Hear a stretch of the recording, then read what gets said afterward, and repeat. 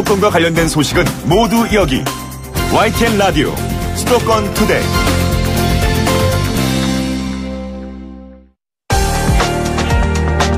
투데이 포커스. 카카오 카풀 시행에 반대하는 한 택시기사가 지난 월요일에 국회 앞에서 분신해서 숨졌습니다. 카카오 카풀 서비스 정식 출범을 앞두고 시범 운영을 한 지 나흘째 되는 날이었습니다. 카카오는 예정됐던 오는 17일에 카풀 출시를 연기할 수 있다면서 대화에 나서겠다는 입장을 밝혔습니다. 그럼에도 갈등은 해결의 기미가 보이지 않고 있습니다. 정부와 여당은 태스크포스 팀까지 구성해서 대책을 마련 중이라고 하지만 문제를 풀 수 있는 시원한 답을 내놓지 못하고 있다는 지적이 나오고 있습니다. 택시업계는 오는 20일 대규모 집회를 예고하고 있습니다. 이번 쟁점, 이번 논란을 근본적으로 해결할 수는 없을까요? 오늘은 법적인 부분을 위주로 살펴보도록 하겠습니다. 여러분 의견은 어떠십니까? 짧은 문자 50원, 긴 건 100원이 드는 샵 0945, 우물정 0945번으로 문자 보내실 수 있고요. 그리고 YTN 라디오 애플리케이션 예스도 열려 있습니다. 노동일 경희대 법학전문대학원 교수 연결하겠습니다. 교수님 안녕하세요. 네, 안녕하세요. 예정대로라면은 카카오 카풀 서비스가 다음 주 월요일 17일에 시행이 되는데 카카오 측은 이 일정을 연기할 수 있다고 밝혔습니다. 아무래도 그 택시기사 분신 사건 때문에 좀 영향을 받을 것으로 보이는데 이번 논란에 대해서 어떻게 보고 계십니까? 예, 정말 택시기사분들이 아무리 좀 분노가 있으셔도 분신이라는 극단적 선택을 해서는 안 되겠다는 생각을 하고요. 돌아보신 분께는 정말 내도의 뜻을 표합니다만 앞으로 다시 이런 일이 있으면 안 되겠다 생각이 됩니다. 이 문제를 좀 바라보는 시각을 이 카풀 앱 출시에 따른 택시업계와의 대립 이런 문제만으로 좀 시각을 가지면 풀기가 어려운 부분이 있고요. 예. 이 카풀 문제가 이런 문제를 좀 촉발하긴 했지만 결국 그 기사분들이 현재 너무 열악한 처우에 시달리고 있지 않습니까? 예. 산업금 문제는 오래된 문제고요. 이게 하루 종일 일해도 시간당 임금으로 따지면 최저임금도 못 받는 그런 현실이거든요. 예.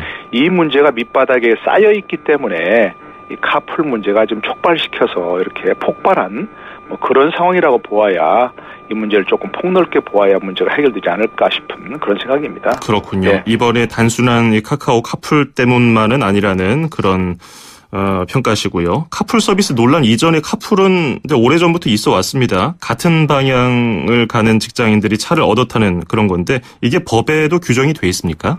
물론입니다. 카풀이란 건 이제 우리가 흔히 그동안 이제 승용차 함께 타기 운동 이런 거 많이 벌였지 않습니까? 예. 오히려 권장되는 일이죠. 환경이라든지 자원 낭비 이런 걸 막기 위해서 나홀로 승용차가 있으면 같은 아파트, 같은 직장, 같은 방향으로 가는 사람을 함께 타고 가서 그 운전자나 차량 소유자에게 이제 다른 사람들이 조금 돈을 걷어서 이제 기름값 정도를 보태주는 그런 건 좀 굉장히 권장했지 않습니까? 예. 근데 그거는 혹시 만약에 이걸 영업으로 하게 되면 이건 자가용 유상 영업행위가 되거든요. 그렇죠. 그러니까 그건 이제 법에 금지돼 있습니다.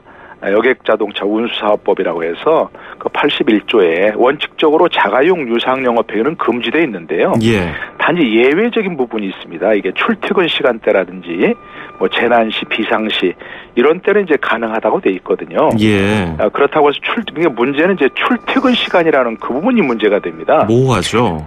우리가 보통 생각하기 7시부터 9시까지 오전에 또 저녁에 5시부터 8시까지 이 정도를 출퇴근 시간이라고 얘기하나 하지만 워낙 출퇴근 시간이라는 건 다양한 개념 아니겠습니까? 예. 명확하지가 않죠. 그래서 이걸 이제 불법이라고 주장한 사람들은 일반적인 이 카풀 앱을 출시해서 이렇게 승용차와 이용자를 연결해 주는 것은 불법이다. 출퇴근 시간이 아닐 수 있기 때문에 그렇게 얘기하는 것이고 이걸 합법이라고 주장하는 분들은 그걸 금지할 수 있는 법적 근거가 없지 않느냐 하는 그런 부분 때문에 지금 법적으로는 대립하고 있는 그런 상황이죠. 그렇군요. 네. 예전에 2013년인가요? 우버 서비스 논란 때도 택시업계가 크게 반발해서 도입이 결국은 철회됐고요. 네. 이후에도 비슷한 서비스를 제공하는 업체가 등장했지만 자리를 잡지 못했습니다. 지금 기업 그리고 국내에서의 영향력 정도만 다를 뿐 핵심 쟁점은 그때와 달라진 게 없는 것 같은데 그래서 국회에서는 이런 수년 전부터 이어져 온 문제에 대해서 좀 제대로 해결책을 내주거나 혹은 개정을 해야 되는데 상대적으로 적극적인 모습을 보이지 않았다는 불만도 있거든요. 지난해 황주홍 민주평화당 의원이 카풀 예외 조항 삭제 법안을 내기도 했고 또 이찬열 바른미래당 의원, 문진국 자유한국당 의원이 방금 말씀해 주신 거 출퇴근 시간을 한정하는 법안을 발의했는데 정치권에서 이렇게 법 조항을 명확하게 만드는 부분에서도 좀 의견 조율을 해야 되는 거 아닐까요? 이제 그런 면에서 지금 이제 민주당에 지금 말씀하신 그런 움직임도 있었고요. 예. 또 현재 민주당에도 이제 택시 카풀 TF라는 게 구성이 돼 있거든요. 예. 전현희 의원이 이제 그 위원장이 돼 있고요. 그게 이제 해결하기 노력을 했는데 이 문제는 좀 딜레마적인 부분이 있어요. 예. 한편에서는 지금 이제 문재인 정부의 가장 그 캐치프레이즈 중에 하나가 이제 그 혁신 경제 아니겠습혁 예. 새로운 기술 혁신을 통한 새로운 일자리 창출, 경제 활성화 이런 걸 하자면 분명히 이제 그 이른바 4차 산업의 혁명에 따른 기술 발전에 따른 어떤 그 불가피한 방향은 분명히 있습니다. 예. 그러니까 그것의 방향 중에 하나가 이제 규제 완화 아니겠습니까? 예. 되도록이면 규제를 완화해야 된다는 그런 측면이 하나 있는데 반면에 지금 저희 그 카풀 앱 도입을 인해서 이제 생존권 위협받는 택시기사들 입장에서는 규제를 완화하는 게 아니라 오히려 더 규제를 해야 한다는 그런 측면이 있거든요. 예. 그 말씀하신 대로 출퇴근 시간은 뭐 오전 오후 각각 2시간씩 이렇게 딱 규정을 해버리면 이건 오히려 규제를 완화하는 게 아니고 규제를 더 옥죄는 강화하는 그런 상황이 되어버리거든요. 예. 그렇기 때문에 한쪽에서는 택시기사의 생존권 문제가 걸려 있고 또 한쪽에서는 4차 산업혁명에 따른 불가피한 방향일 때 따라서 규제를 완화해야 되고 이런 또 딜레마가 있습니다, 사실은. 예. 그렇기 때문에 정치권에서도 뾰족한 해법을 찾지 못하고 있는 상황이고 그래서 택시업계와 카풀 업계가 이 카풀 출시하려고는 카카오톡이라든지 카카오 모빌리티라든 이 회사가 직접 대화를 통해서 이 문제를 제대로 상생의 방안을 찾아야 하지 않겠는가 하는 뭐 그런 얘기가 좀 나오고 있습니다. 예. 혁신이냐 생존권 위협이냐 이 두 가지가 계속 맞붙고 있는데 그래서 카카오 측에서도 일단 일정을 연기하고 대화를 하겠다는 뜻을 밝혔거든요. 근데 택시업계에서도 일부에서는 오전 오후 각 2시간 출퇴근 시간을 정하면 어느 정도 수용할 수 있다는 목소리도 있더라고요. 근데 또 그 카카오 입장에서는 카풀 서비스에 등록하는 이른바 크루를 모집하기가 이렇게 되면 어려울 거다 이러면서 결국 계속해서 의견이 엇갈리고 있는 상황인데 이런 상황에서 아까도 잠깐 지적했지만은 정부나 정치권의 늑장 대응 비판에 대해서 어떻게 봐야 될지 모르겠습니다. 아무래도 딜레마가 있지만은 그래도 해결책을 제시해줘야 되는 거 아닐까요? 물론입니다. 바로 이제 그 정치권이 해야 할 일이 바로 이런 때 이제 정치권이 뭔가 적극적인 정책을 내놓아야 되는 것이거든요. 예. 어쩔 수 없다, 뭐 딜레마다 이렇게만 해서는 사실은 해법 찾기 어려운 거죠. 예. 아까 처음에 이제 그 이사회자께서 우버 얘기를 하셨지만. 우버가 이제 서비스가 도입될 때는 우리나라뿐만이 아니고 전 세계에서 이게 저항이 있었습니다. 택시기사들도 그렇고.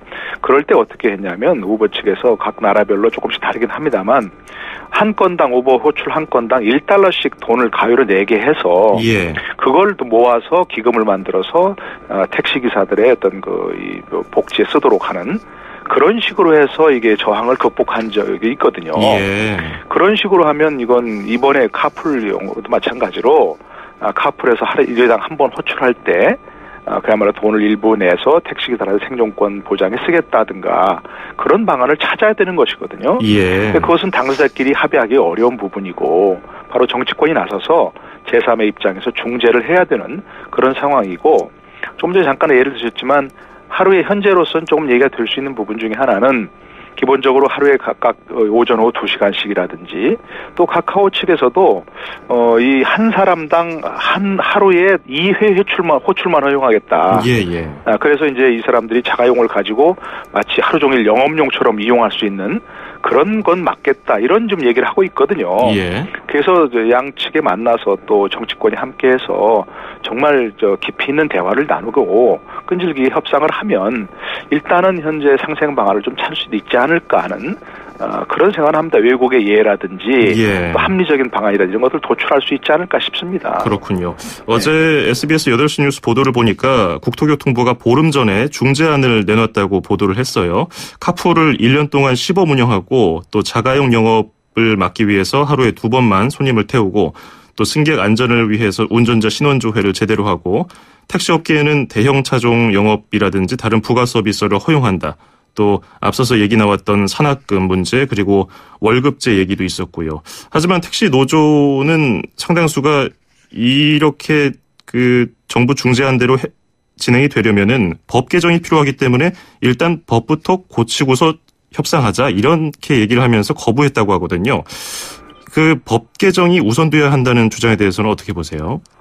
기본적으로 이제 그 문제는 분명히 맞습니다. 예. 과거에도 이제 산학금 문제 특히 나올 때 특히 이제 택시 요금을 올릴 때마다 산학금 제도를 개선하겠다는 얘기가 나왔지만 그렇죠. 결국 아무것도 개선이 안 됐거든요. 예. 그러니까 택시 기사들 입장에서는 그 믿을 수 없다는 말도 분명히 일리가 있습니다. 그러니까 정치권에서는 분명히 그런 얘기를 할 때 국토교통부가 입장을 내놨더라도 결국 국회에서 법이 통과가 돼야 되는 문제니까 예. 이런 문제를 민주당에서 확약을 하고 그리고 이런 문제를 뭐 여야 모두 이견이 없다면 그 문제를 받아들인 것도 한 방법인데 기본적으로 이제 법을 바꿔야 되는 문제니까 사실은 쉽게 국토교통부만으로서 약속만으로서 할 수는 없는 그런 문제고요. 예. 아까 말씀드린 대로 지금 국토교통부에서 얘기 나눈 것도 저는 올바른 방향이라고 생각합니다. 아까 처음 말씀드린 대로 이 문제를 카풀과 택시업계의 대립만으로 봐서는 풀기 어려운 문제니까 예. 폭넓게 택시업계 생존을 어떻게 해야 될 것인가 하는 그런 문제도 있고 또 한편에서는 새로운 기술 혁신을 통한 어쩔 수 없는 방향이라는 그런 것도 이해를 하면서 함께 대화를 통해서 풀어가는 방법밖에 없는 거죠. 예. 지금 많은 분들이 의견 보내주고 계시는데 끝자리 8736번님 대기업인 카카오가 은행, 대리, 택시까지 하면은 이제 카풀까지 한다면은 택시업계 죽습니다. 대기업이 방만한 사업으로 대기업만 살고 영세 사업자는 죽으란 얘기입니까? 이런 얘기 있고요. 또 8736번님 역시 같은 분이군요. 그리고 1077번님 카풀이 운영되면 외국 기업이 들어와서 택시업 도산되고 또 승차난을 해소한다고 하는데 돈이 안 되는 가까운 거리를 가겠습니까? 이런 말씀해 주셨고요. 또 2291번님은 또 이런 의견 보내주셨습니다. 지난 일요일 업무 중에 다녀올 일이 있어서 신월동에서 서부 트럭 터미널 가려고 하는데 택시를 잡을 수 없어서 걷다 보니까 버스 정류장이 나오더군요. 그래서 버스 타고 다녀왔습니다. 여기는 굉장히 가까운 거리죠. 그래서 택시가 잡히지 않는다 의견 주셨는데 5534번님도 택시기사들이 생존권 위협받는다고 하는 점 어느 정도 공감하고 잘 해결됐으면 좋겠지만 일부 택시 난폭 운전, 승차 거부, 바가지 요금 등도 해결돼야 합니다. 이렇게 문자 보내주셨는데 지금 의견이 여러 좀 국민들도 갈리고 있는 것 같은데요. 제3자 입장에서 두 집단의 싸움 그리고 중재를 하지 못하고 있는 정부 여당을 바라보는 국민들 입장에서는 좀 답답한 감도 있는 것 같아요. 근데 이제 국민들 입장에서 보자면 분명히 한두 번은 그런 경험 하셨을 거예요. 택시가 꼭 필요한 그런 상황인데 예. 잡히지 않고 빈 택시가 분명히 있는데 가자고 하면 장거리 손님 태우려고 안 간다고 하고 예. 그런 경험 분명히 있으실 거거든요. 그렇기 때문에 택시기사들의 목소리 한편으로 공감을 하면서도 그런 경우를 좀 대비하기 위해서라도 카풀이 활성화되지 않겠냐 이런 생각들을 가지실 거예요. 예. 그렇기 때문에 이 문제는 어느 일도 양단으로 해결할 수 있는 문제가 아니고 사실 지금 택시업계가 어려운 상황인 건 분명하지만 앞으로 이런 것이 이제 그 분명한 기술 발전 방향인 것은 알아야 됩니다. 지금 카풀리가 나오지만 조금 있으면 이제 완전 자율 주행하는 택시가 나올 수도 있다는 얘기가 지금 나오고 있지 않습니까? 예. 그럴 땐 또 어떡하겠습니까, 이게. 그러니까 지금 당장의 어떤 앞길보다는 조금 더 장기적으로 봐서 이 문제를 해결하는 방향으로 가야 된다 생각하거든요. 예. 과거 저희 직장에 생활할 때는 그 타이피스트라는 직업이 있었어요. 예. 근데 지금은 그런 직업이 없어졌잖아요. 전화 교환원도 있었는데 지금은 그런 직업이 없어졌고요. 예. 그렇기 때문에 기술 발전에 따른 불가피한 추세량을 인정하고 그러나 현재 그 기술 발전에 따라서 불이익을 받는 집단에 대해서 어떻게 그 고통을 완화하고 점진적으로 그걸 수능해 나갈 수 있도록 하느냐 하는 문제를 분명히 정치권에서 대책을 내놔야 되는 것이죠. 예. 지금 고통받고 있는 분들이 좀 합리적으로 받아들일 수 있는 그런 중재안이 빨리 나왔으면 좋겠네요. 네, 오늘 말씀 여기까지 듣겠습니다. 고맙습니다. 네, 고맙습니다. 네, 지금까지 노동일 경희대 법학전문대학원 교수였습니다.